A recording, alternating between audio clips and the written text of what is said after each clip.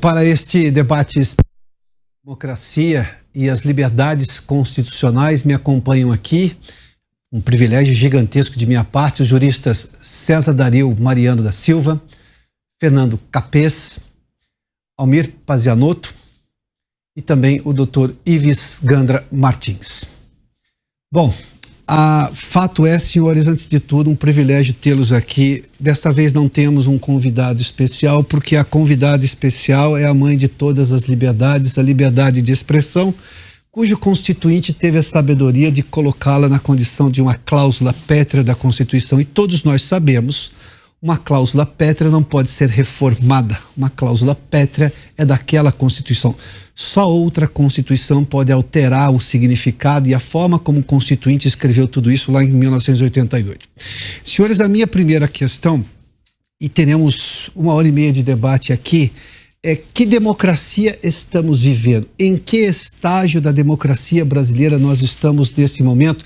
Levando-se em conta, talvez, provavelmente ali os últimos 2 ou 3 anos, com especial ênfase na eleição do ano passado e nas suas intercorrências anteriores ao pleito e posteriores ao pleito, e também este começo de ano. Eu vou começar com os 2 decanos aqui, temos 2 decanos aqui. Vou pedir licença do Dr. César Dario também e ao Capês aqui, temos o ministro Pazianotto e o Dr. Ives aqui. Eu só estou em dúvida. Dr. Pazianotto, eu começo com o senhor, pode ser? Pode, que democracia estamos vivendo? Em que momento da democracia estamos vivendo com todas essas afrontas à liberdade de expressão? Piotr, toda a democracia latino-americana é frágil. A história da América Latina é a história da sucessão de golpes, do restabelecimento de regime democrático, de novos golpes. E hoje nós percebemos, não é, um avanço, se me permitem dizer, da onda vermelha pela América Latina. E o objetivo estratégico de quem promove essa onda é o Brasil, não é o Equador, também não é o Paraguai. O Brasil é o alvo. Diz o escritor famoso, Buarque de Holanda, que a democracia no Brasil sempre foi um grande mal-entendido. Eu considero essa frase verdadeira, porque ela sempre foi marcada pela fragilidade e pelo desapreço. Não sei se concordarão comigo, mas me parece que o povo, de maneira geral, porque não participa do processo de constitucionalização do Brasil, tem pouco apreço pelo regime democrático. O que é trágico, o que é lamentável. E neste momento nós estamos vivendo um episódio, esse episódio que nos reúne aqui, uma ameaça direta ao regime democrático na forma da censura a um órgão livre da imprensa, contra 2 dispositivos expressos, 2 cláusulas pétreas da Constituição de 88. De sorte que, espero eu, pessoas que nos ouvem, que nos acompanham e que nos veem, atentem, não é, para o risco que corremos de um retrocesso. Se me permitem dizer, nós temos um governo revanchista, que não quer aceitar a democracia. Há um livro muito interessante, que todos aqui conhecem, Como Morrem as Democracias. E o primeiro passo para liquidar um regime democrático começa pela censura à imprensa, impedindo que a imprensa seja livre.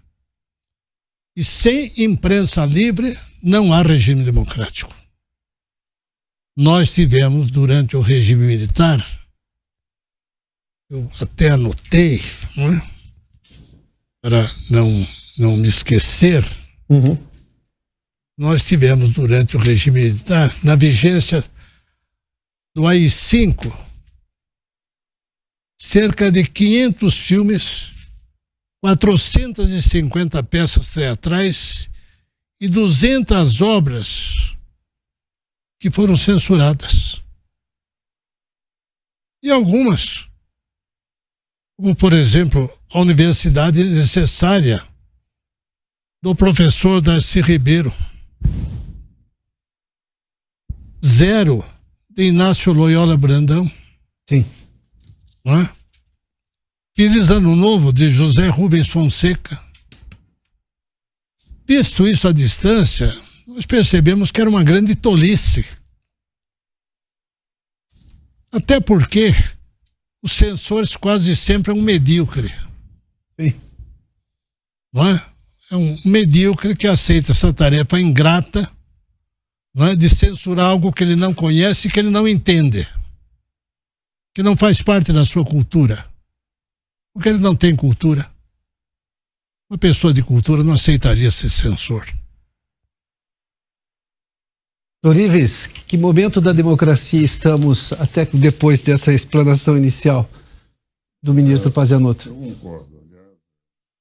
Companheiro de lutas, ministro e amigo Pazianotto, há um instituto da Universidade de Gotemburgo, na Suécia, chamado VDEM, mede a temperatura das democracias no mundo. E diz que o Brasil está com uma democracia relativa.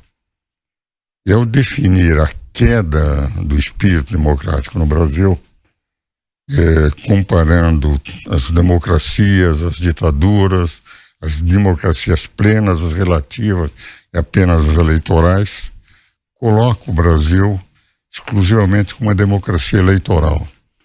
O eleitor vai, vota, mas a partir daí não comanda mais nada. Mas ele considera eleitoral e relativa porque ele diz que nós temos dois fenômenos. Primeiro, nós temos censura, que a democracia não deve ter. Segundo, nós temos presos políticos, presos por manifestação. O que vale dizer, as democracias não toleram esse tipo de comportamento. E efetivamente nós estamos vivendo isso.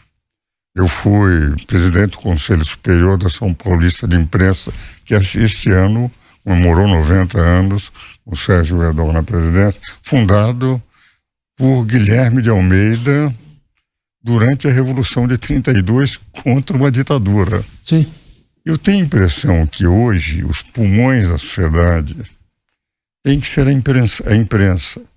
O regime, que fez menção Pazianotto, os pulmões da sociedade eram os advogados, éramos nós, você era advogado, inclusive, na época do conselho, eu fui conselheiro na época da redemocratização, que os órgãos de imprensa eram censurados, tinham que publicar poemas de Camões, lembra-se, publicar receitas de bolos, sim, etc.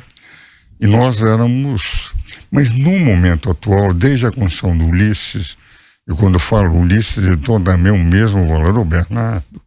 Os dois eram bons amigos, o Bernardo continua, porque eles conseguiram, efetivamente, depois de 20 meses de discussão, uma discussão democrática, adiposa, com muitos dispositivos sem densidade constitucional, mas a espinha dorsal, direitos e garantias individuais, equilíbrio entre os poderes, como dois elementos fundamentais, nos direitos e garantias e liberdade de imprensa. E hoje o que nós estamos sentindo, este é o grande problema, a meu ver. E temos aqui dois, um que foi deputado, presidente da Assembleia, um procurador do Estado, procurador de Justiça. Nós hoje estamos vivendo, depois de uma luta intensa de redemocratização, em que a Ordem se empenhou, fui conselheiro da Ordem nesse período, presidente do Instituto dos Advogados, naquele período que antecipou, nós lutamos para não ter mais um poder dominando e dois poderes acólitos, vicários, secundários, para termos três poderes harmônicos independentes Nós estamos vivendo uma democracia em que há a predominância de um poder. Com todo o respeito, e tenho enorme, até por livros escritos, muitos dos ministros da Suprema Corte, eu os considero todos brilhantes juristas, mas há um poder que hoje está comandando a definição do que é democrático, do que não é, do que é aquilo que se pode dizer e o que não se pode dizer. Isto, evidentemente, traz o perigo de não se poder fazer o debate amplo, aquele debate altaneiro que se faz numa democracia, com situação e oposição. E no momento em que dão um exemplo, isso vai atingindo toda a cadeia da justiça e, evidentemente, afeta o próprio. Advocacia silenciosa, Ministério Público, alguns procurando entrar nessa interpretação que quem pode dizer o que é democracia não é o povo, nem os órgãos de expressão do povo, mas quem pode dizer o que é democracia são eles, que são os intérpretes do que é democrático e não democrático. Então, com todo o respeito aos eminentes ministros da Suprema Corte e ao Poder Judiciário em geral, nós estamos hoje vivendo um poder mais forte do que os outros, definindo conceitos, e a liberdade de expressão está sendo atingida. Esta é a razão pela qual o Instituto Vedem, da Universidade de Gotemburgo, na Suécia, declarou que a democracia no Brasil caiu. Nós estamos com uma semidemocracia, uma democracia relativa. É um momento difícil. Doutor César Dario, eu vou pegar essa expressão da semidemocracia que o doutor Ives fez menção há pouco, porque a gente está vendo muita relativização. A gente viu durante o processo eleitoral a ministra Carmen Lúcia, até porque a frase é dela, um julgamento numa obra artística, um filme que nem tinha sido lançado, e ela disse que era contra a censura prévia, que é um preceito constitucional. Ela se disse exatamente defensora desse artigo, mas disse que numa condição excepcionalíssima, se não me engano, acho que foi a expressão que ela usou, até o final da eleição ela ia aceitar que aquele filme não fosse exibido. Que democracia nós estamos vivendo nessas relativizações ou reinterpretações constitucionais? Eu fico muito preocupado quando eu vejo o presidente da República dizer que a democracia é relativa. A democracia, ela existe ou ela não existe. Não dá para nós termos uma meia democracia ou uma democracia relativa. Muitas pessoas acabam achando que democracia é apenas o poder de votar, de ser votado, capacidade eleitoral ativa e passiva. Não é isso. A democracia é muito mais do que isso. Democracia é observância de direitos e garantias fundamentais, passa também pelo direito ao voto, voto secreto, voto universal. Então não dá para nós relativizarmos um regime democrático, dizer, olha, você tem uma meia liberdade. Não existe meia liberdade. A partir do momento em que direitos e garantias fundamentais são excepcionados por conta de uma situação especial, e quando falamos em uma situação especial, podemos falar até uma pessoa em especial. Isso não pode existir num regime democrático. As pessoas devem ser tratadas todas da mesma maneira. Eu já falei num programa aqui com você mesmo, Piotr, que não se julga o processo pela capa. Julga-se o processo pelos fatos. E nós nunca poderemos partir já de uma conclusão pré-concebida, buscar fatos e normas para que esses fatos e normas se adequem à nossa conclusão. Claro. Isso daí tem acontecido bastante. Temos um fato, temos normas, mas já existe uma conclusão. E nós vamos ter que pegar fato e norma para que cheguemos àquela conclusão. Isso daí não é interpretação. E eu tenho visto isso daí, não raras vezes, nas cortes superiores. Uma interpretação já com uma pré-concepção, como diria Gadamer, é uma interpretação equivocada. Nós deveremos sempre partir do fato, da norma, até chegarmos a uma conclusão. Então, se nós, a partir do momento que nós excepcionamos uma situação, dizer, olha, nessa situação eu até entendo que isso é censura, que é a violação ao direito à livre manifestação do pensamento, mas, nesse caso, nós vamos aplicar. Isso não existe no regime democrático, porque está sendo julgado algo pela capa. E não é pela capa que nós julgamos fatos e normas. Um dos sintomas em que há uma crise democrática é quando as pessoas têm medo de falar.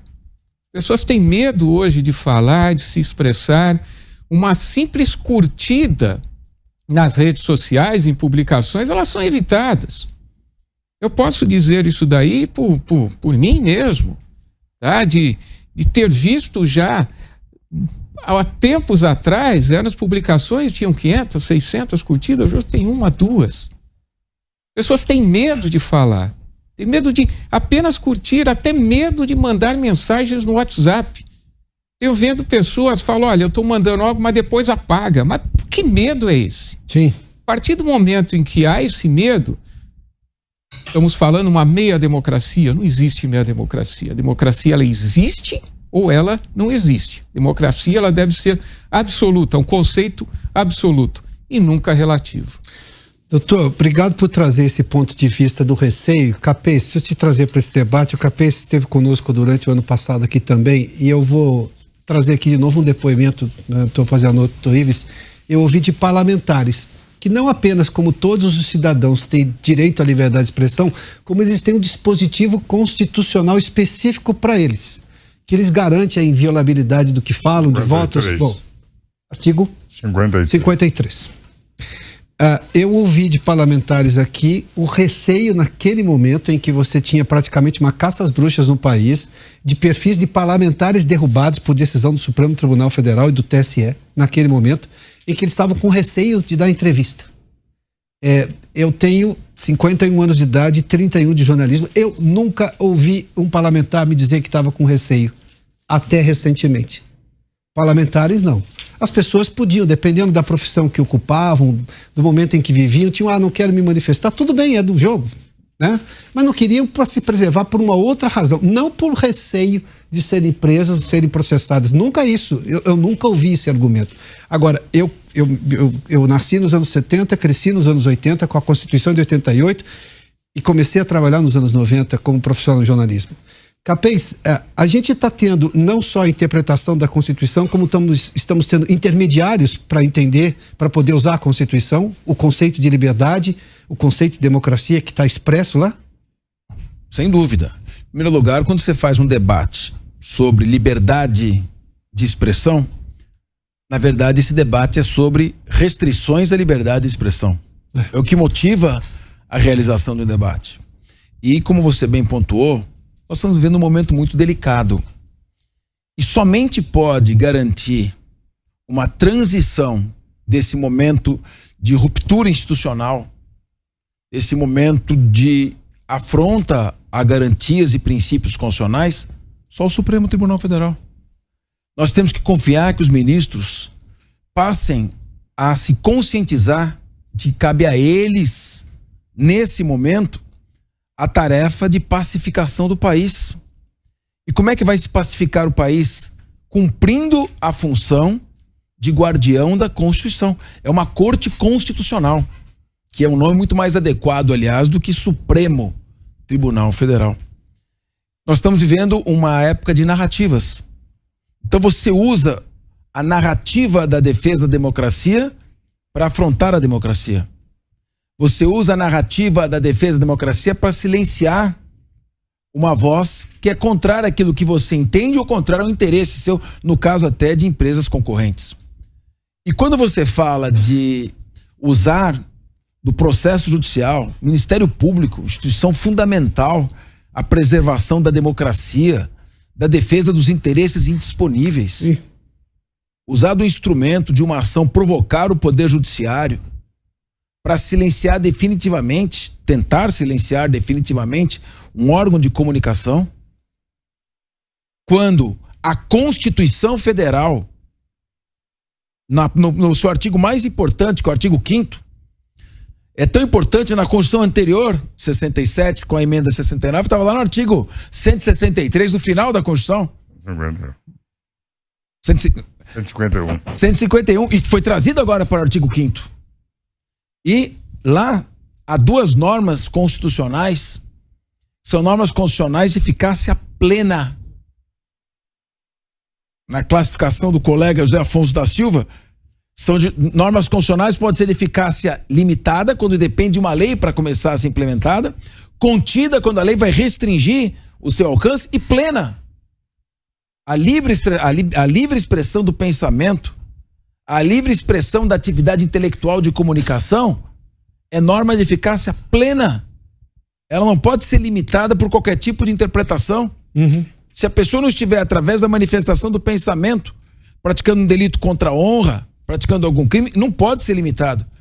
E quando você impede que um veículo de comunicação tenha uma linha editorial independente, em que na qual estejam pessoas que querem expressar uma linha de pensamento, e essa linha de pensamento não pode ser expressada a pretexto de que uma opinião vai afrontar a democracia, então nós estamos numa situação em que cabe ao Poder Judiciário, já que ele sofreu essa hipertrofia e que os outros poderes estão praticamente sem ação, que o Poder Judiciário, através do Supremo Tribunal Federal, se conscientize e comece a garantir uma mudança, porque do contrário, nós caminharemos, como colocar aqui, tanto o Almir Pazianotto quanto o Visgander colocaram muito bem, nós estamos caminhando a passos acelerados para um retrocesso.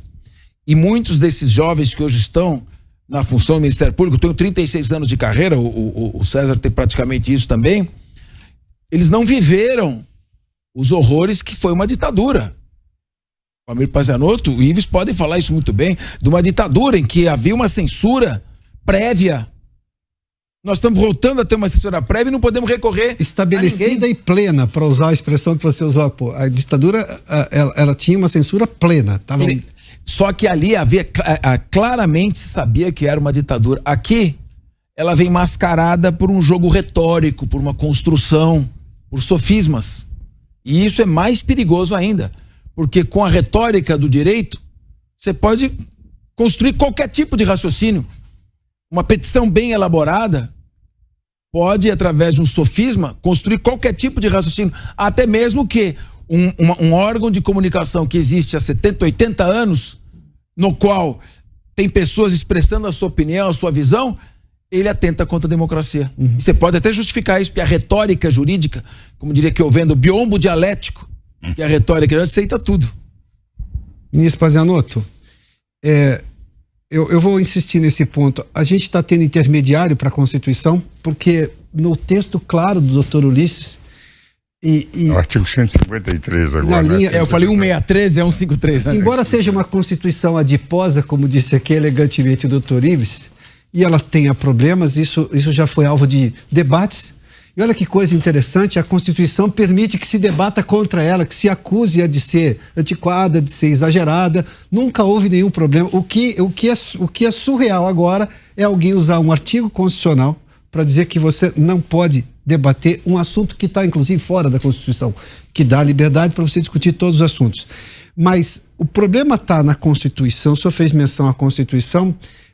Eu tenho um problema na Corte Superior, que ficou muito, muito acima dos outros poderes, e aí afronta a Constituição, porque ela deixa os poderes todos equânimes ali, cada qual com a sua função. A prerrogativa está muito claro o que cada um tem de fazer.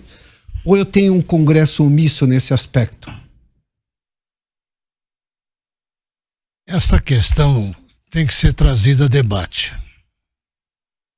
Eu tenho um profundo respeito pelo doutor Ives, mas eu discordo relativamente à Constituição. Eu vou me permitir dizer que é a pior das 8. A pior? Pior.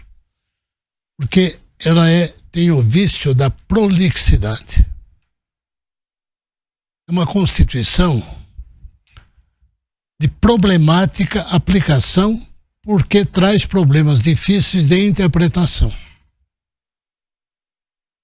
E um jurista espanhol disse isso. Das constituições prolixas que provocam dificuldades de interpretação, logo geram a impossibilidade de aplicação. Vou lhe dar um exemplo. Existe algo mais errado na Constituição que considerar-se a pessoa inocente até o trânsito em julgado da sentença? Do ponto de vista formal, teórico, filosófico, humanista, eu até posso concordar, mas não concordo em virtude de como funciona o judiciário no Brasil, que é vítima permanente da morosidade. Quando é que transita em julgado a sentença? Sim. Com 4 instâncias. Por quê? Cometeu-se, na minha opinião, com todo o respeito, todas as vênias, o erro da criação do STJ como terceira instância. Nós não tínhamos. Nós tínhamos, e isso é tradicional, isso é próprio do direito, 2 instâncias. Com o STJ, quem tinha a terceira instância no Brasil era apenas a Justiça do Trabalho. O TST. Mas a Justiça Comum, a Justiça Criminal, não tinha. Uma decisão do Tribunal de Justiça em São Paulo era definitiva. Acabava nos tribunais de justiça. Acabava nos tribunais de justiça. Princípio da Carta de 37. Terminava no Tribunal de Justiça. Considerado culpado, era recolhido. Ele poderia tentar uma revisão criminal. E hoje, o RESP, o recurso especial, está à disposição. Ah, mas ele não é admitido, você tem um agravo. E ainda o recurso extraordinário. Seu advogado alega, com habilidade, a violação de dispositivo constitucional. E como tudo é constitucional, tudo acaba permitindo recurso extraordinário. É aí que o senhor acha que essa é a razão que fez com que as Cortes Superiores de Brasília ganhassem um poder maior do que, na verdade, deveriam? E em virtude do recuo Sim. do Legislativo e do Executivo, que aceitaram, entende, essa atuação imperial do Supremo Tribunal Federal, que não resistiram a isso, em nome do respeito à Suprema Corte. Mas a Suprema Corte tem à sua disposição a Constituição, porque como tudo é constitucional, tudo acaba no Supremo. Tornou-se um tribunal dotado de um imenso poder político. Doutor, eu vou só... Posso fazer uma defesa do seu argumento? Não, mas pode fazer, mas eu quero também. Não, por favor. Não, é que o doutor Ives fez menção no que a Constituição é mais clara, como, por exemplo, a questão da liberdade de expressão, ela é direta e objetiva naquilo. Mas eu tenho a impressão que não há uma divergência. Eu vou mostrar por que não há. Logo depois que ele falar. Só para completar o meu raciocínio. Essa Constituição foi emendada 126 vezes. Mais 6 emendas de revisão. Sim. Uma das emendas é para aplicar o calote do precatório, com a cumplicidade óbvia do Poder Legislativo. Compreende? Então nós temos uma Constituição vítima da sua prolixidade. Isso a enfraqueceu. Nós já temos um povo pouco distante da compreensão do significado da Constituição, da divisão dos poderes. Não é verdade? Porque nós estamos falando da Alameda Santos, da Avenida Paulista, mas imagine esse Brasil todo aí fora, né? Onde lá no Amazonas existem tribos de indígenas que nunca foram contactadas. Então o Brasil é uma realidade extremamente múltipla, não é verdade? E esse povo esquecido do interior sabe o que é a Constituição? Mas veja o seguinte, eu tenho a impressão que às vezes pode ser que eu não seja tão claro. Quando eu falei que a Constituição é adiposa, é que ela tem um número de dispositivos sem densidade constitucional. A prolixidade da nossa Constituição é própria daquilo que representou depois da Segunda Guerra a criação cada vez mais de constituições maiores do que aquelas que tradicionalmente se tinha antes da Segunda Guerra.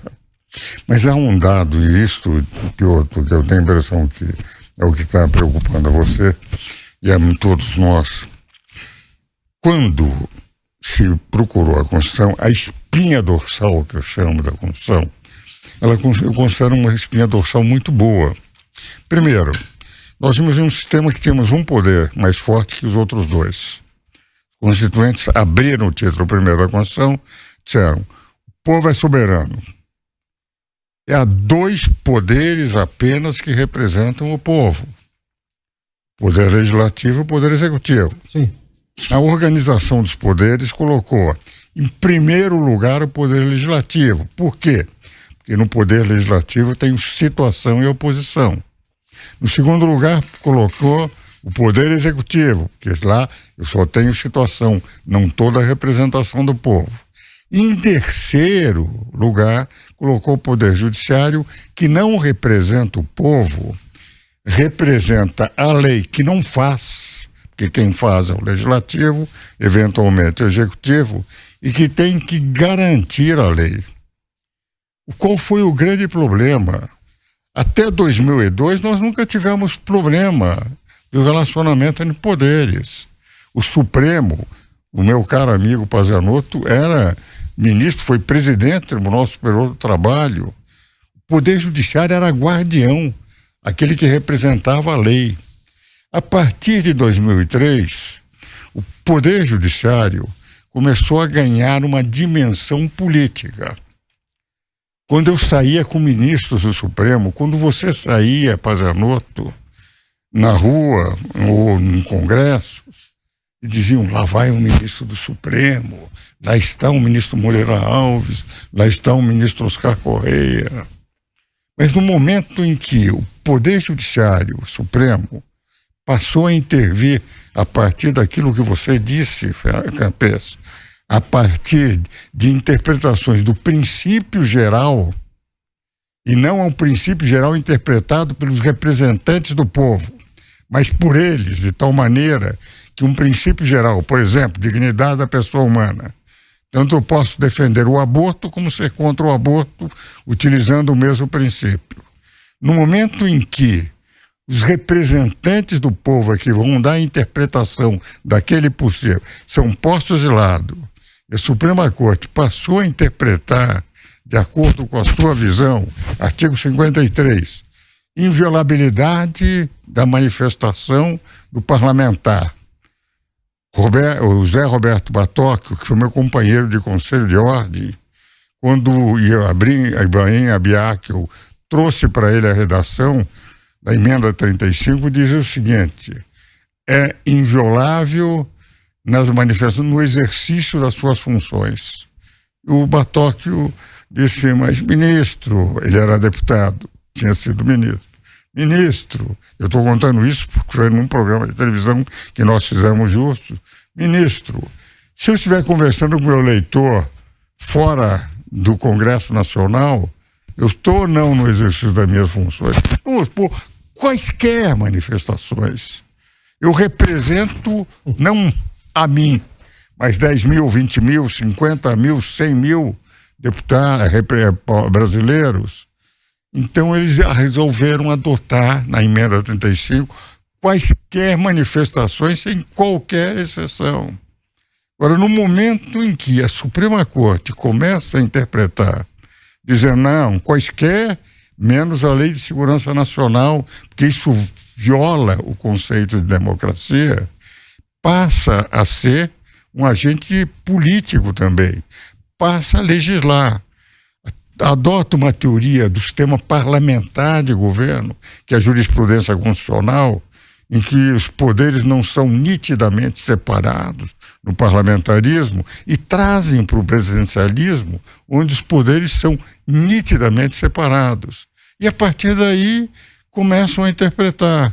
E no momento que começaram a interpretar e dizem pode, não pode, pode fazer isso, posso prender por manifestação, um presidente pode ser inelegível, um outro cidadão pode, enfim, apesar de deputado ser preso, sem entrar em consideração das loucuras, por exemplo, que o deputado Daniel Silveira disse, que não tinha... A linguagem dele feria o decoro parlamentar, devia ser punido pelo Congresso, mas não pelo Supremo. A partir daí, os ministros passaram a ter o mesmo perfil de um político. Por isso é que às vezes saem na rua, eles são tratados como políticos. Quem é a favor aplaude, quem é contrário. Isso trouxe como consequência uma fragilização da democracia, nada obstante a qualidade dos ministros da Suprema Corte, porque eles vestiram-se de uma outra roupa, trazendo a jurisprudência constitucional, que é uma doutrina de sistema parlamentar de governo, para dizer que eles podem interpretar por princípios gerais. Exato. Então, a partir daí, eles superaram. E nesse particular, você tem razão, Piotr, porque o Congresso se acovardou, muitos dos congressistas com processos na Suprema Corte, sem coragem de defender o que o 49, inciso 11 da Constituição manda, zelar pela sua competência normativa, e nós estamos com essa fragilização da democracia, em que não são os elementos que eu estou considerando como do Supremo, criticando-os, eles são grandes juristas, só que interpretaram a Constituição de uma forma parlamentar, com doutrina importada de outros países, e terminaram abrindo um campo, por exemplo, o Ministério Público atingir a Jovem Pan na liberdade de expressão, que o artigo 220 da Constituição é de uma clareza inequívoca, não pode ter nenhuma restrição. É isso que diz o artigo 220, que o meu caro Pazarotti está lá, a liberdade na comunicação social. Então, a minha posição é de desconforto, por quê? Porque admiro os ministros do Supremo. Desconforto por quê? Porque discordo dos ministros do Supremo. É desconforto por quê? Porque tiraram as competências que foram nitidamente colocadas na Constituição, de que o poder só pode ser exercido pelos representantes do povo, que é o soberano. Na nossa Constituição, o soberano é o povo, os outros são representantes, e passaram a ter essa função. E o meu constrangimento está nisto, pela admiração que eu tenho de um lado e por ter que contestar de outro lado, porque eu acho que hoje temos um poder dominante, que é o poder judiciário, dois poderes acólitos que seguem e, evidentemente, de acordo com a concepção ideológica que o poder judiciário pode ter, isso termina influenciando a própria estabilidade da democracia. Então, admiro os homens, contesto a sua linha, mas acho que isso tem prejudicado o equilíbrio democrático e isso tem atingido a liberdade de expressão, que, a meu ver, é o que mais dá tranquilidade numa democracia. Eu só pedir licença ao César. Pois não. Porque eu queria fazer, César, um comentário em cima do que o professor falou, que é justamente esse é o principal problema que está trazendo a intranquilidade e a insegurança jurídica. Esse ponto tratado é a questão principiológica. Hoje, em vez de se aplicar o direito positivo, o que está escrito na lei, se a lei é flagrantemente contrária à Constituição, proclama-se sua inconstitucionalidade, expurga-se aquele dispositivo do ordenamento jurídico. Agora, textos claros que não ofendem a Constituição começam a ser interpretados no sentido exatamente oposto à sua literalidade. Então, quando você começa a ter uma justiça baseada numa interpretação a partir de princípios muito genéricos, o princípio é muito vago, ele é impreciso, essa é a característica do princípio. Isso pode ser usado para qualquer finalidade. E aí, completa o que falou o professor Ives, daí o meu pedido de intervenção. Quem representa a vontade popular? O poder emana do povo. Sim. É a fonte única de poder. Quem representa a vontade popular é quem tem mandato popular, quem tem representatividade. O poder judiciário tem uma legitimidade técnica, não uma legitimidade política. Ele não define destinos políticos, ele aplica a lei, ele interpreta, no caso o Supremo, interpreta a Constituição. Quando eu peço que a gente comece a meditar e refletir sobre a necessidade de retornar a uma normalidade democrática e institucional, isso passa por um respeito à letra escrita da lei e por abandonar a interpretação principiológica, porque é extremamente perigosa. Permita, doutor, já vou colocar no debate aqui, só trazer um ponto. Mas a gente está com um problema, antes de tudo, de interpretação de mera questão semântica. Quaisquer deixou de ser quaisquer. Isso já é dramático. E pior do que isso. Por que deixou de ser? Eu tenho uma questão de coerência também. Porque não está escrito porque quaisquer. Se está escrito quaisquer, isso não tem a menor importância. A importância é como eu interpreto o significado de quaisquer à luz de princípios. Mas aí, dentro da lógica de que a Constituição precisa ser referencial, do ponto de vista de você pacificar o entendimento, um constituinte gastou-se lá quanto tempo para fazer essa Constituição, e reconheço todos os problemas que o doutor Pazianotto fez menção aqui. Depositório, não vejo contestação. Eu acho. Os dois concordam. A Constituição trata de temas que não são constitucionais. Mas tem uma outra coisa, Capês, que isso traz insegurança. Foi tema já de uma entrevista que o doutor César me concedeu tempos atrás aqui. Eu tenho um problema de coerência. Porque qual é a coerência que eu estou reclamando aqui, ou a incoerência? Os ministros do Supremo votaram lá atrás o entendimento de que qualquer ofensa a ministro que não dentro do tribunal cabia dentro do inquérito do fim do mundo, que o ministro Marco Aurélio chamou.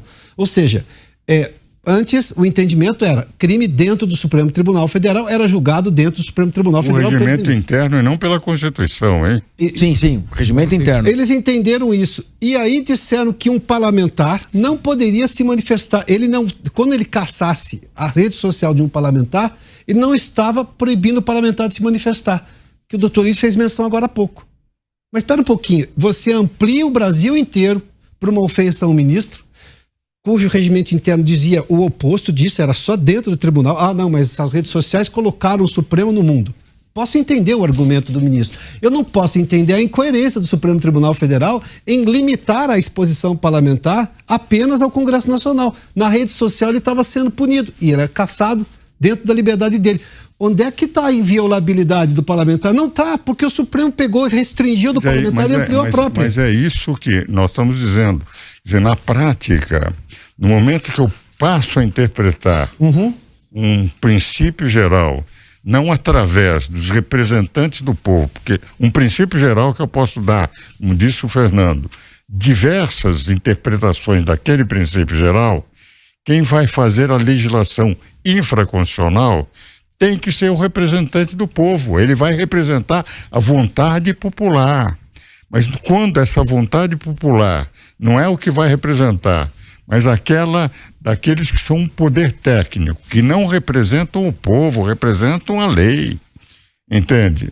E ele diz, não, eu vou desconsiderar isto e vou levar porque o Poder Judiciário pode interpretar por princípios gerais tudo.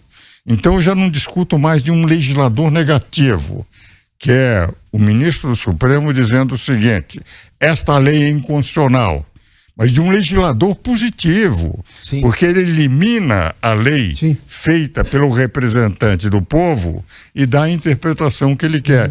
E este ponto é que é esta corrente que foi transplantada da Europa para cá, que você tem autores europeus, entende, principalmente alemães, você encontra a discussão da jurisprudência constitucional, vem para cá e ele diz, mas nós estamos interpretando através da Constituição, o que vale dizer, o poder legislativo é menos importante. Só que nos países parlamentaristas nós temos os tribunais constitucionais, que não são órgãos do Poder Judiciário. O Tribunal Constitucional no sistema parlamentar é um misto de Poder Judiciário e de Poder Legislativo. Basta dizer que eu tenho todo o Poder Judiciário separado do Tribunal Constitucional. E aí se compreende essa jurisprudência constitucional num sistema em que o primeiro-ministro, o chefe do governo, sai do Legislativo. Não há essa nítida separação de poderes. Agora, você traz de sistemas parlamentares de governo e aplica para um sistema presidencial, E vemos o Supremo, que seguiu o modelo americano, decidindo matérias políticas, quando você vê a Suprema Corte Americana com 60, 80. Eu participei da discussão do aborto no processo da Suprema Corte Americana. 141 professores universitários dos 5 continentes, nós fomos admitidos como amicus curiae lá. Qual foi o argumento que nós utilizamos? Um princípio geral. Pode ou não pode o aborto? O que nós dissemos? Diversas constituições do mundo declaram, a minha filha Ângela também foi uma das que assinou a petição, declaram diversas constituições do mundo que a vida começa na concepção. Nenhuma constituição do mundo declara que a mulher tem direito ao aborto. Então, na nossa petição, nós dissemos, o Estado do Mississippi tinha razão. Isso não é um princípio constitucional. E como é um sistema presidencial de governo, a Suprema Corte Americana declarou o seguinte: cada Estado pode legislar infraconstitucionalmente como quiser. As legislações lá são estaduais, penal, civil, etc. Uma autêntica federação. É uma autêntica federação. De tal maneira que mudaram a jurisprudência e disseram isso não é matéria da Suprema Corte. Aqui no Brasil tudo virou matéria da Suprema Corte, por isso que o Pazanotto falou, virou instância ordinária. Isso que o Pazanotto disse, e isso fez com que eles fossem tomando e passaram a legislar a partir de princípios gerais, levando uma corrente da jurisprudência constitucional do sistema parlamentar para o Brasil. Então, aí é que está a minha grande divergência doutrinária dos ministros que eu admiro.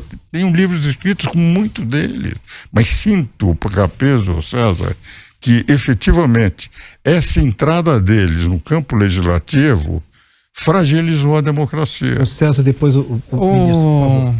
Doutor Ives, inclusive, participamos de uma live falando sobre isso. Isso é verdade. É o chamado neoconstitucionalismo. Exatamente. Uma corrente dos anos 50, do 1950, que foi trazido para o Supremo Tribunal Federal pelo ministro Barroso. Então, essa questão do ativismo judicial, ela começou justamente nessa época, na época que o ministro Barroso veio, porque pelo neoconstitucionalismo, o doutor Ives é frontalmente contra, e eu também, pode-se interpretar normas constitucionais do jeito que você quiser, porque a Constituição ela é dividida, tem normas, tem princípios e regras, tá? Então a norma é dividida em princípio e regra. Princípio, ele é amplo, ele é abstrato. Você interpreta um princípio do jeito que você quiser, tanto que ele pode falar de um jeito num caso e depois de um jeito outro. A regra não.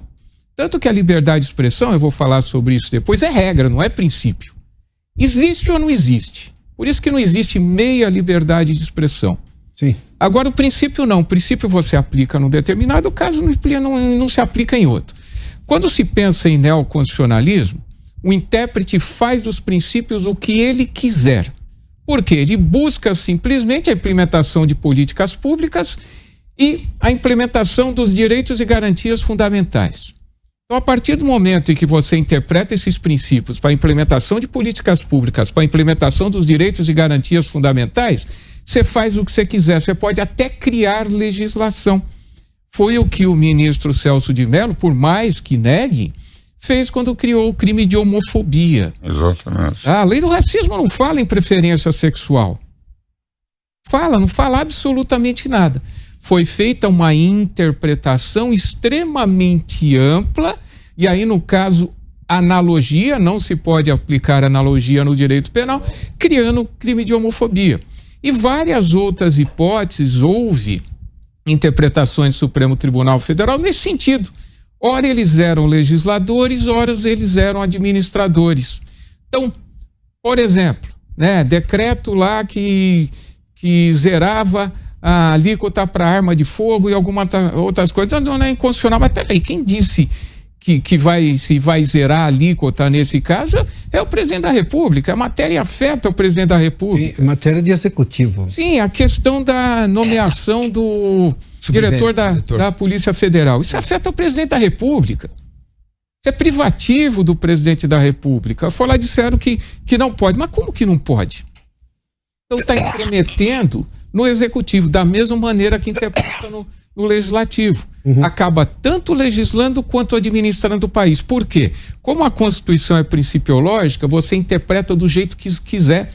Às vezes você tem a interpretação do mesmo fato 3, 4 vezes diferentes pelos mesmos 11 ministros, cada um entende de uma forma. Só para puxar o que ele falou da questão da interpretação, só para a questão do crime da homofobia. Para suprir um déficit legislativo e não deixar desamparado uma determinada população que é alvo de racismo, estava desamparado por uma lacuna da lei. É alvo de preconceito. Alvo de preconceito, né? Preconceito racial. De segregação, enfim. Segregação por orientação sexual. Então, para suprir essa lacuna e esse déficit, se faz com fins nobres e necessários uma interpretação. Ocorre que ao fazer essa interpretação, suprime-se a garantia de que não há lei, não há crime sem lei anterior que o defina. Então agora criou-se uma jurisprudência de que é possível existir um crime mesmo que não haja lei definindo essa conduta como criminosa. Ou seja, para produzir um benefício social naquele momento casuístico, necessário, mas casuístico, se afrontou uma garantia que vem desde a Magna Carta de 1215. Sim. Portanto, se permite que haja crime por interpretação, por analogia, interpretação extensiva. É isso que eu sem querer...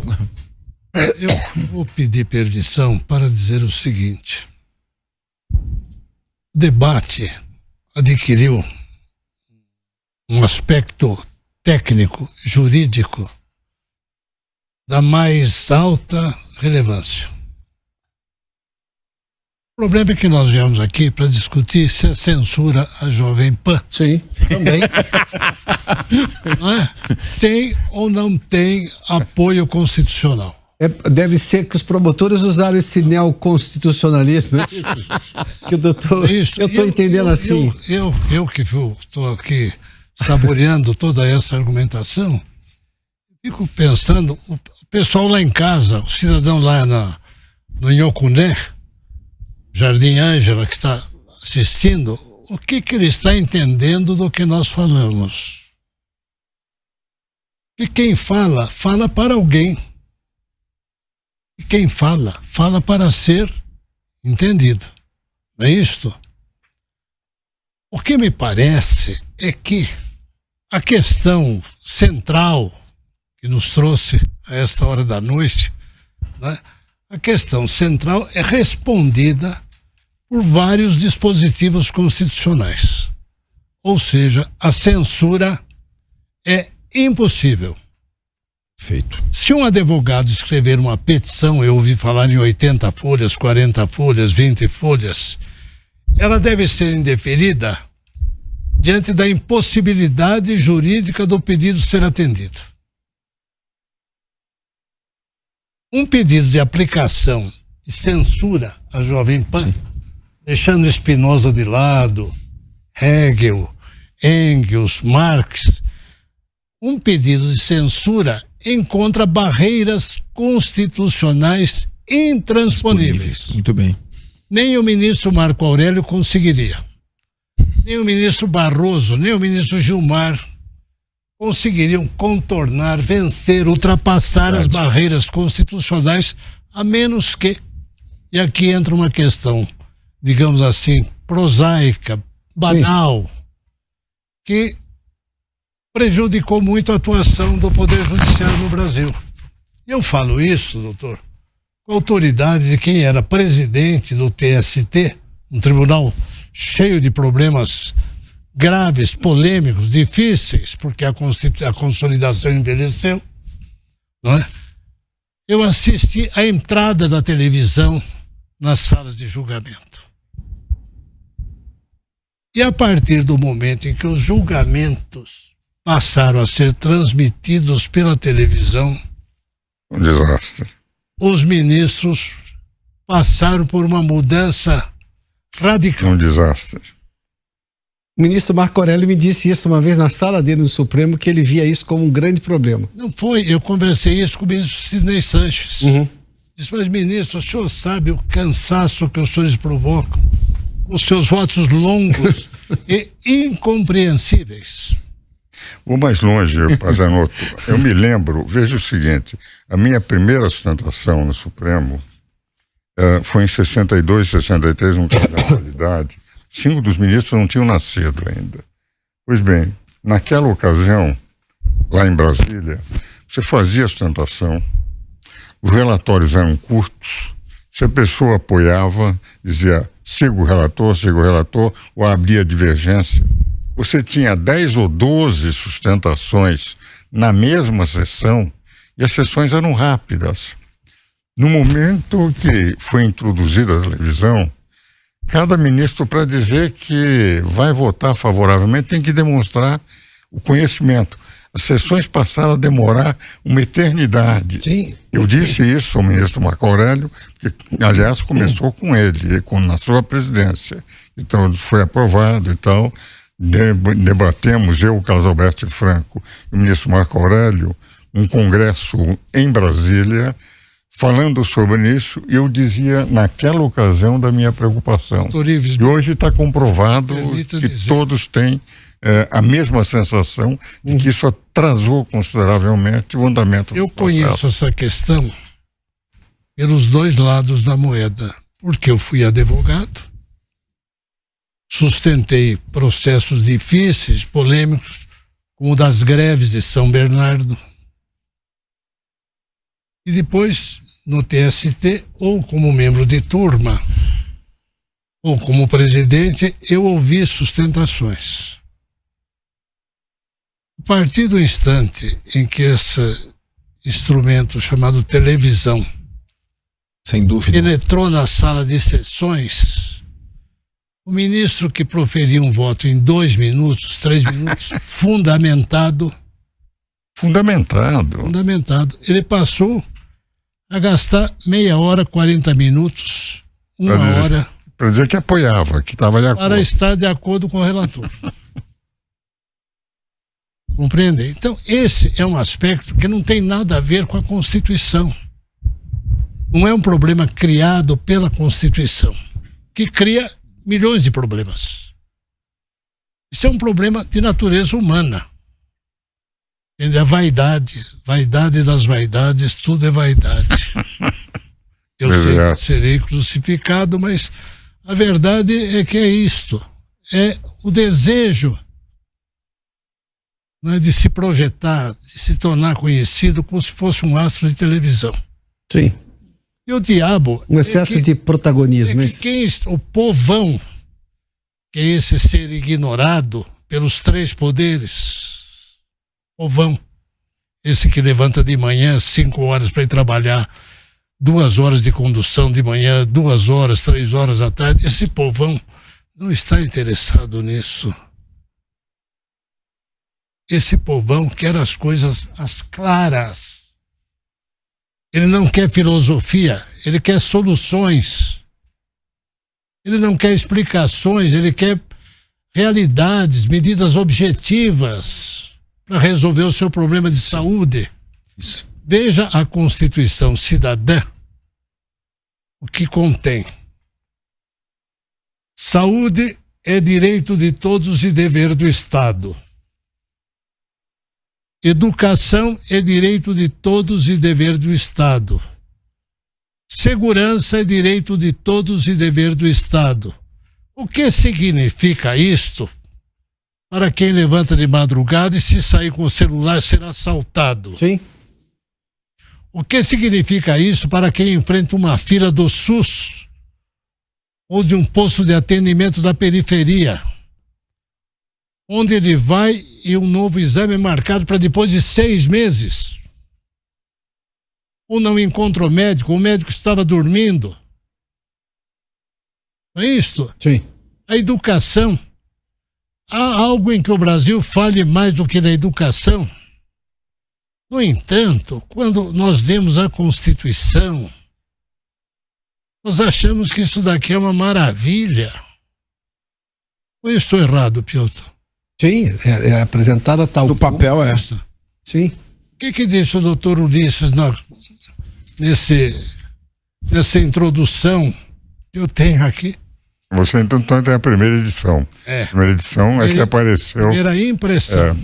A primeira aparece. A Constituição durará com a democracia, e só com a democracia sobrevivem para o povo a dignidade, a liberdade e a justiça. A frase é maravilhosa. Mas a primeira pergunta é: para o homem do povo existe democracia no Brasil? Mas vamos lá então, doutor Pazianotto, pegando o seu questionamento de alguma praticidade diante da situação. Outras edições. Posso ser prático então? Como vamos resolver esse problema que hoje temos sim assodados os direitos básicos, as liberdades constitucionais pela Corte Maior? Olha aqui. É quem mais nos gera temor. Eu posso ouvir, e vou lhes contar aqui, eu ouvi isso numa padaria recentemente, de um senhor que trabalha lá, ele disse assim: eu tenho medo de falar porque senão os homens do Supremo me prendem. Essa frase, entre aspas, textualmente essa frase. Eu dizia assim: eu gostaria de lhe dizer o contrário, mas confesso, não posso. Ele falou assim: doutor, se o senhor não pode, então eu tô com medo mesmo. A prática hoje é essa. Eu tenho uma população que, aí eu vou pegar os pontos que nos antecedem antes de chegarmos a esse momento, que nos trazem aqui a discutir essa situação. Havia um entendimento, por mais que a Constituição seja prolixa, adiposa, havia um entendimento pacificado da população de que a liberdade de expressão, até porque os anos 80, convenhamos, foram muito frutíferos nesse aspecto de ensinar o que era a não censura, abaixo a censura já morreu, as liberdades existem, até porque houve até um processo de depuração. E nós tínhamos liberdade, logo no início, eu como conselheiro, desde 79 da Ordem, falava com toda a liberdade o que queria contra o governo naquele momento e a favor da redemocratização. Fazemos aqueles na Faculdade de Direito. Orives, até o governo passado, empresários me diziam que não tinham medo de criticar o governo. Hoje, empresários me dizem que têm medo porque acham que o governo vai usar os instrumentos que tem, como órgãos de fiscalização, para punir aquele empresário. Eu tenho isso aí, empresários que têm medo de anunciar, por exemplo, que não, mas eu não posso ter esse veículo, o governo pode ver a minha marca aí e me perseguir. Não posso dizer que é uma crise. Não posso dizer que é uma crise, não posso dizer que a economia vai mal. Sim, exatamente. Mas um governo que cria uma polícia da informação, depois cria uma procuradoria da informação, um nome polícia pomposo, da informação doutor. No SECOM, sim. A procuradoria da informação na Advocacia Geral da União, para bisbilhotar nas redes sociais, né? Isso é a polícia de informação, o SECOM, e a Procuradoria Geral vai processar essas pessoas municiadas pela polícia de informação. Alguma coisa está muito errada. Nos primeiros governos Lula, tinha o blog da Petrobras, que ela reescrevia matérias que ela discordava sobre o setor, e não somente sobre o setor, ela reescrevia matérias. Lá atrás já deu o sinal de onde pretendiam chegar. Aquilo era uma perseguição clara. Assessorias de imprensa vão lá, e se a lógica jornalística, vão lá e desmentem. Tudo bem. Mas o jornalista continua com a sua plena liberdade. E se por acaso cometer excessos, o seu leitor vai perceber também, porque as pessoas são inteligentes. Mas agora não, eu tenho aqui o Ministério da Verdade, apelidado, obviamente, malfadado, a Procuradoria de Defesa da Democracia. Isso. Que é um órgão ligado... Procuradoria Nacional de Defesa da Democracia. Paga pelo contribuinte e pela Advocacia Geral da União, né? Pois não, Capês? Quando você perde a possibilidade desse controle por parte dos órgãos de comunicação e da imprensa, quando não há mais duas posições, quando não há antagonismo, não há contraditório, não há debate, quando uma linha editorial de crítica, de anteposição a uma determinada gestão, ela é sufocada, você perde o mais importante e o mais eficaz dos meios de fiscalização, que é a imprensa. Nós sabemos disso, o Ministério Público, quando nós começamos, logo após a Constituição, Promotoria de Patrimônio Público, Defesa do Patrimônio Público, eu integrei a primeira promotoria de combate à improbidade administrativa. A imprensa se tornou um grande aliado do Ministério Público.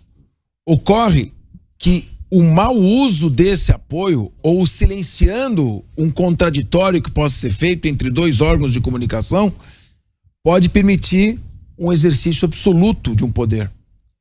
Isso é gravíssimo. E o que é mais grave quando a gente fala, Pazianotto, da questão principiológica, é que você quer atingir um objetivo, você usa a lawfare, ou seja, o uso do processo para estabelecer uma guerra, uma anteposição. Você pode construir qualquer tipo de argumentação a partir de princípios gerais, com retórica, para atingir objetivos que são contrários à Constituição, mas na narrativa de que você está defendendo a Constituição. E quando você pede um pouco mais de praticidade, faz com toda a razão, porque quem está nos assistindo quer entender o que está sendo falado. Eu vou pegar aqui a Constituição Federal e eu vou ler para quem está nos acompanhando o que está escrito aqui no artigo 220. Eu vou ler claramente. Caput é de uma clareza. A manifestação do pensamento. Nós estamos fazendo aqui, por exemplo. A criação, a expressão e a informação. Informação, você está retratando um fato. Expressão do pensamento, está dando a sua opinião, a sua análise sobre esse fato. Sob qualquer forma, processo ou veículo não sofrerão qualquer restrição, observado o disposto nesta Constituição. E vem o parágrafo. Nenhuma lei conterá dispositivo que possa constituir embaraço à plena liberdade de informação jornalística em qualquer veículo de comunicação social. Vou mais longe.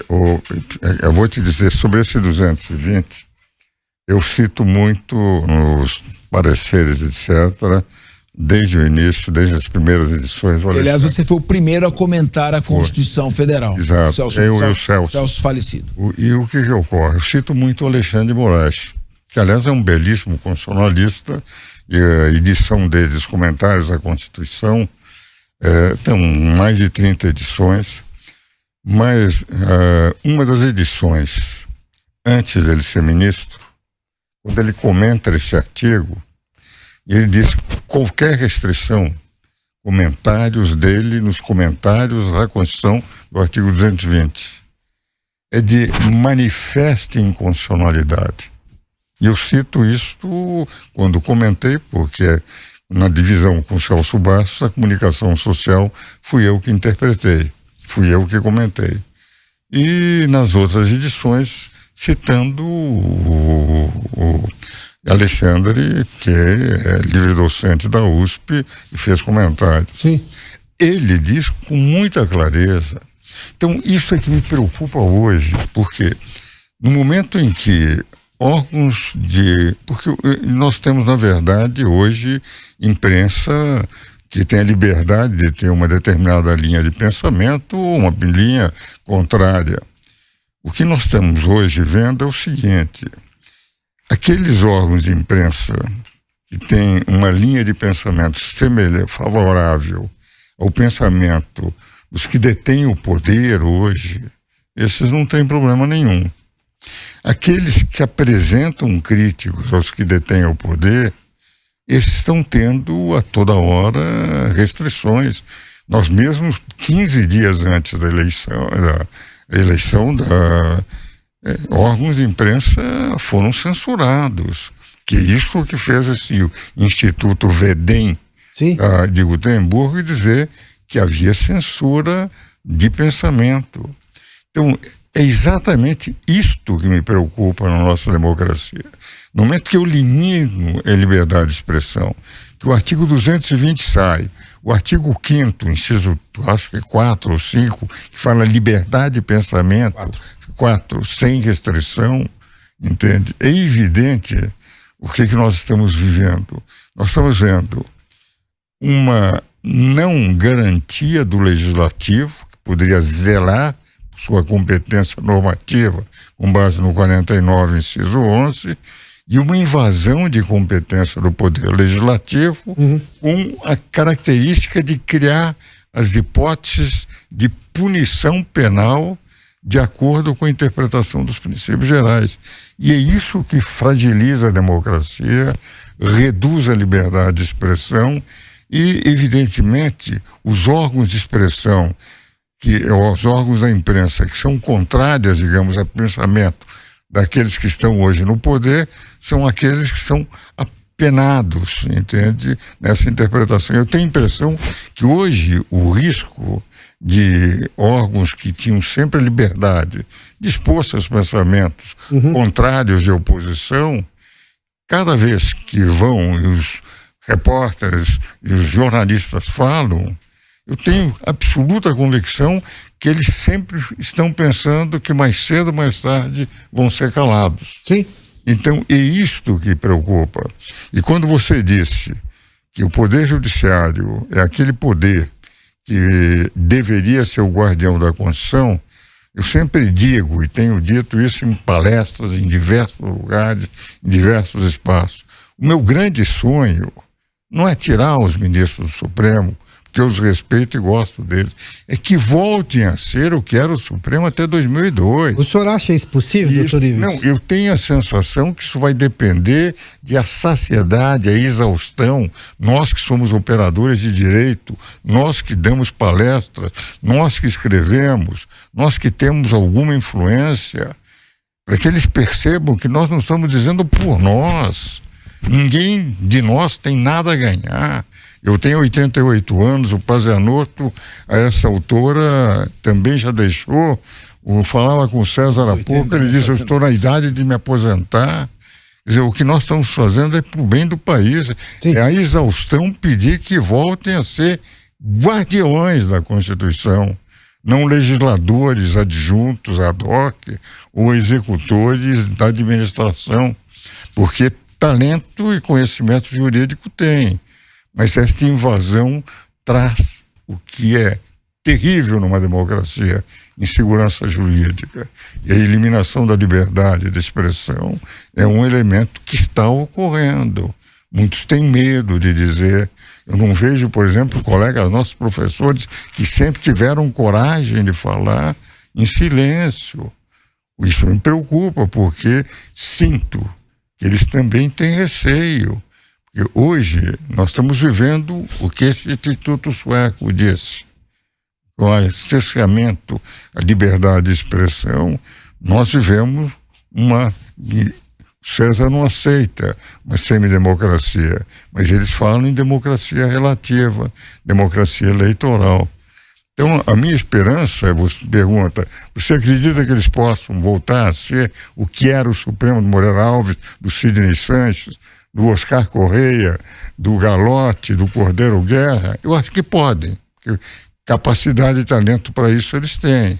Doutor Ives, mas temos que trabalhar e gritar o máximo que pudermos para que as águas voltem para o leito do rio. Doutor Ives, no livro O Estadista da República, João Mangabeira, irmão do Otávio Mangabeira, era do meu partido. Ele escreve o seguinte: o poder que mais falhou até 1930 não foi o legislativo e não foi o executivo, foi o judiciário.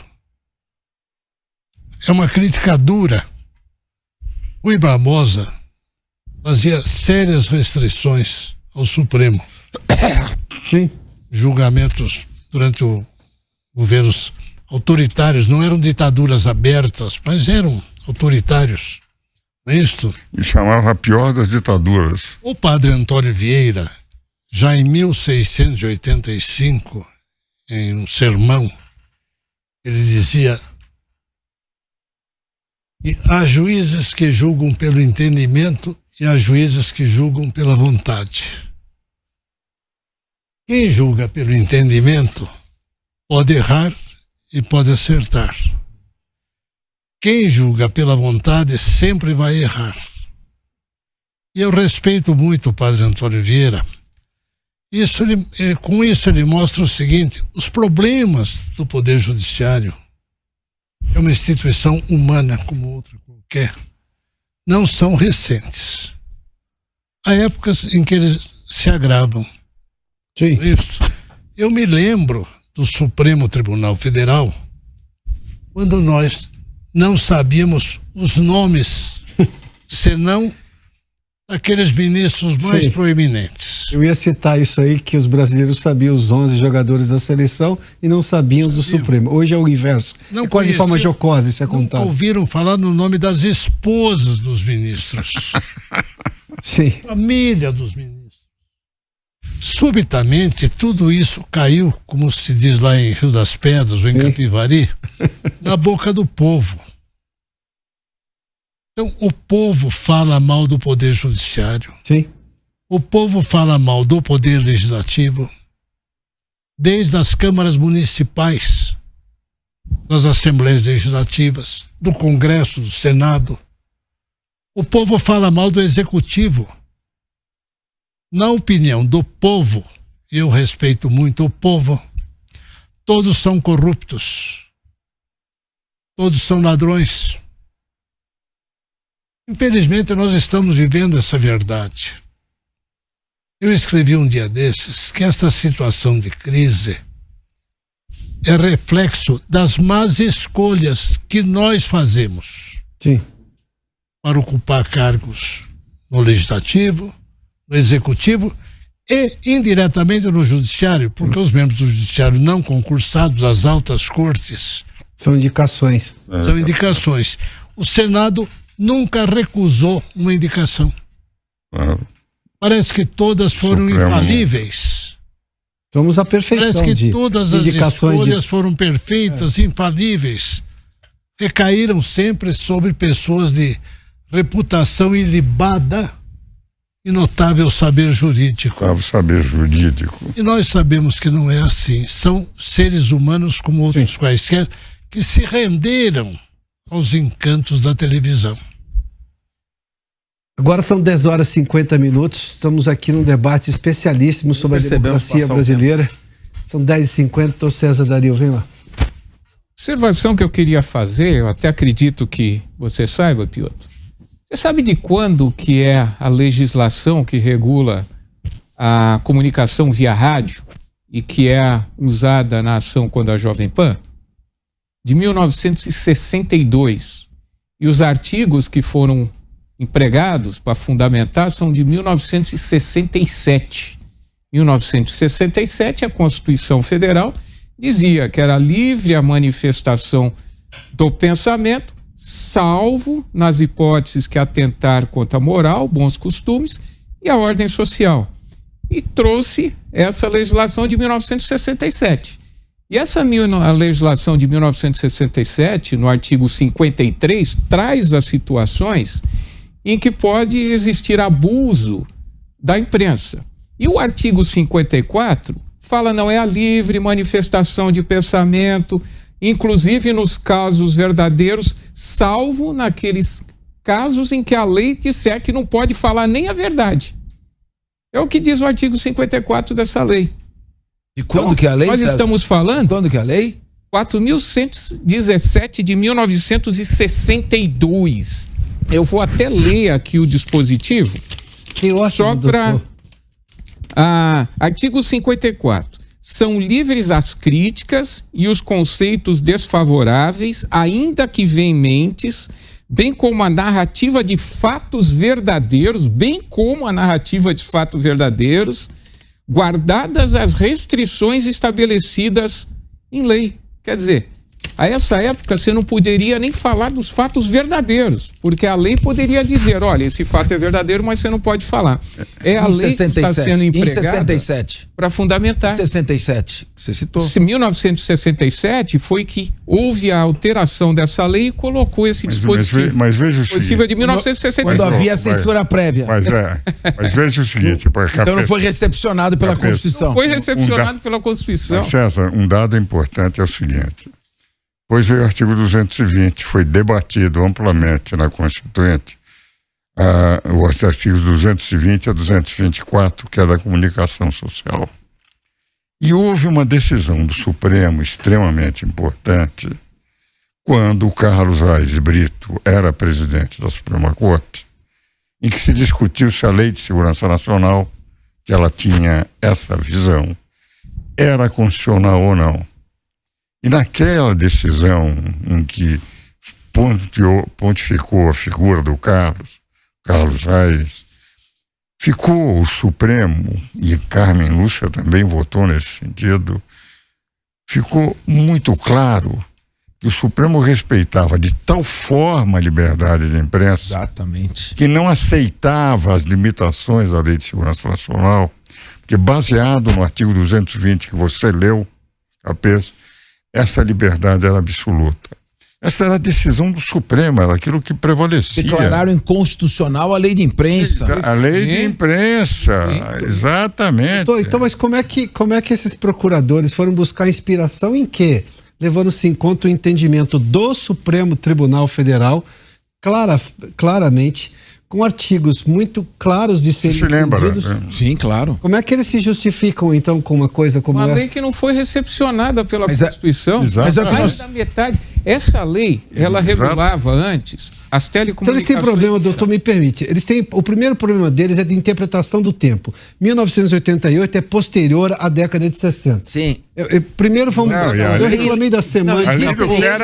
Existem leis anteriores à Constituição que elas acabam sendo incorporadas, recepcionadas. Essa é uma lei completamente incompatível com a atual ordem constitucional. Isso colocado no artigo 220 da Constituição e nessa decisão do Supremo, dando a liberdade total à lei de imprensa. O grande problema é que hoje você tem que interpretar as normas de acordo com a Constituição e não a Constituição de acordo com as normas infralegais.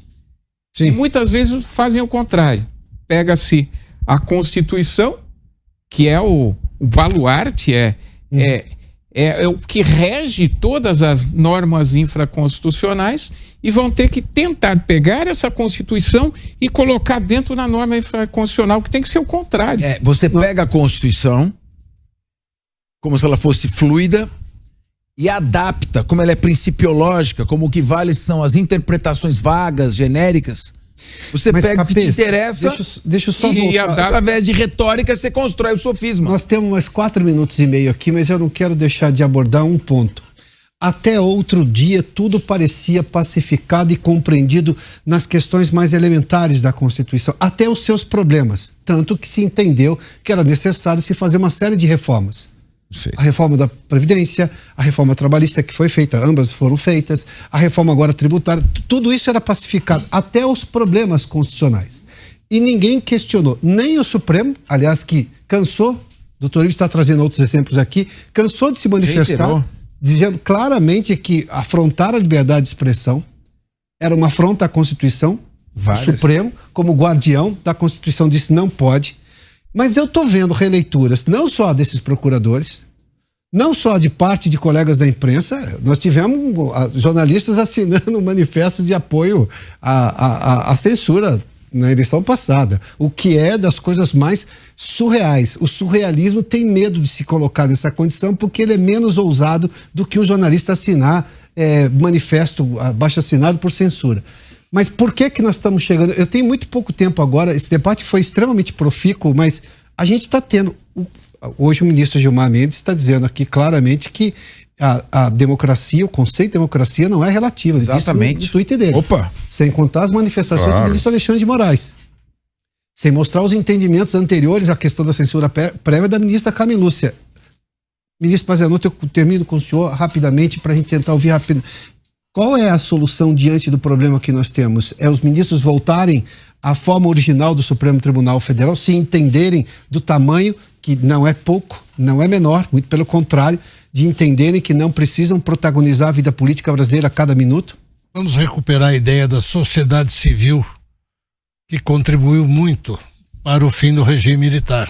Uhum. Na verdade, falávamos muito na sociedade civil reagindo. Sim. A sociedade civil deve reagir imediatamente, com muita força, com muito vigor, com muita independência. Porque se a sociedade civil se acovardar, nós vamos ter uma ditadura no Brasil. Ô César, 30 segundos também, por gentileza. Basta simplesmente se cumprir o que diz a Constituição. Só isso. Interpretar a Constituição como deve ser. Não buscar na Constituição formas para resolver os problemas do Brasil.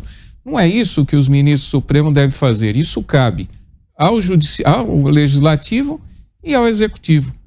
basta ser uma corte constitucional como deve ser. Torives, qual é a saída?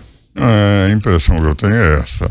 É a sociedade, aqueles que têm contactos, que podem escrever, podem influenciar a opinião pública, procurarem bater, respeitando as pessoas que estão na Suprema Corte, mas que há necessidade para a segurança jurídica de ficar no perfil que tinham até 2002. Porque competência, capacidade, conhecimento, idoneidade tem.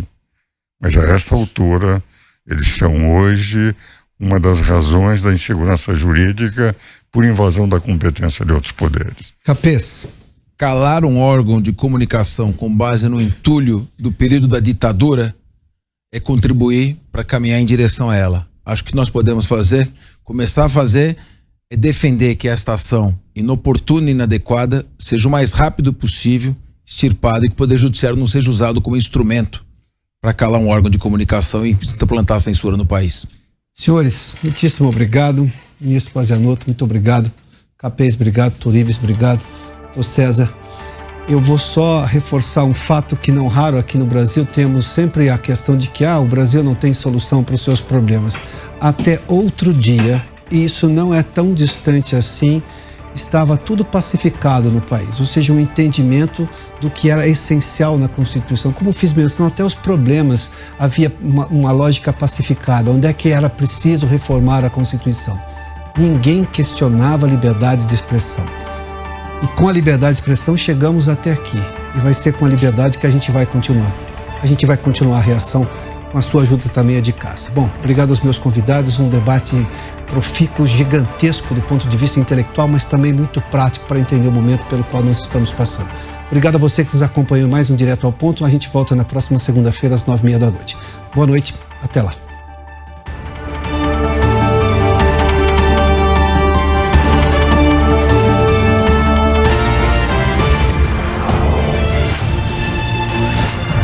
Direto ao ponto. A opinião dos nossos comentaristas não reflete necessariamente a opinião do Grupo Jovem Pan de Comunicação. Realização Jovem Pan News.